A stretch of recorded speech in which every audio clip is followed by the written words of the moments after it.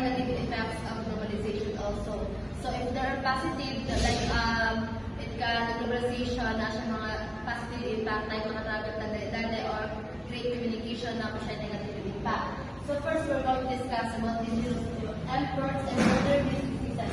So first is HIV and AIDS. So, basta na ikuan to like aning HIV and AIDS and globalization. Of course, since nana tayo mga kasakinan ro, dali na kayo mga travel. So, dali na kayo mga travel ng mga tao patungo sa ibang country.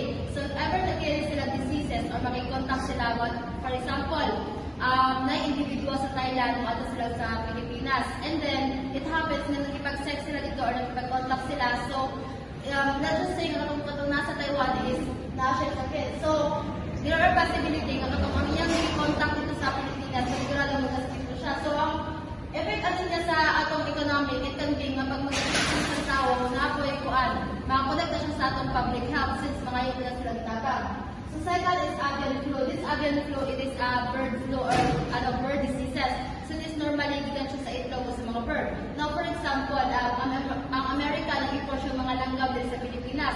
So, let's just say, ang langgam, isa na siya sakit. So, if ever na ma-import siya sa Pilipinas, and then ang mga Pinoy po, mukhang langgam, or kay it's poultry, pwede nga magkasakit po ang mga Pilipino, may effect po sila.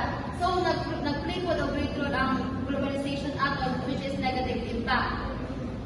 Second is SARS. So, SARS, it is severe acute respiratory syndrome. So, from the word respiratory, it is connected to the lungs. So, for the lungs, it is respiratory, diba? So, it is effect on the air. So, let's just say nga, nag-travel. So, ako, for example, nag-travel ko sa Amerika. And then, ako ginadala sakit.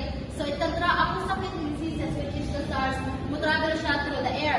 So, palitan is na, if namin isang aeroplano na usami, pwede nga akong gininhawa is maamoy ko nila akong gininhawa or ma-atab nila akong gininhawa. So, pwede nga ang ako sakit, mo-transfer siya through the air and then ma-apektuhan po ng ibang tao. So, ang effect na sa globalization ato, ang negative impact is that tungod sa itong transportation, dahil na kita mandun sa asa-asa. So, the reason kung nasakit ka sa atong pag-nakalakaw sa asa.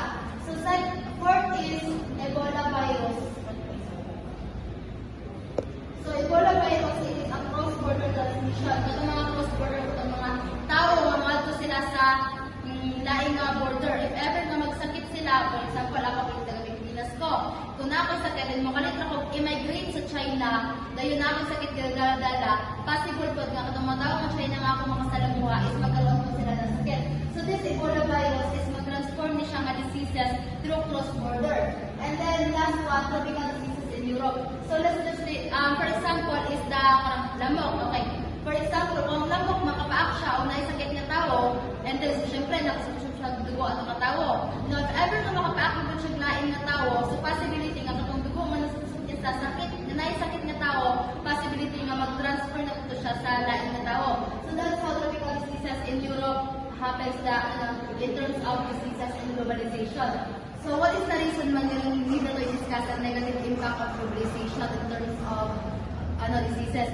So, kailangan mo siya i-discuss in order nga para masabtan sa mga tao ka ang importante nga the importance kung anong kinahanglan nila magiging aware sila sa globalization, which is the negative impact. Now, pari mga diseases sila, the reason na discuss na mo siya para ma-aware sila nga ang globalization is one of the reason na nakakuha sila ang mga diseases.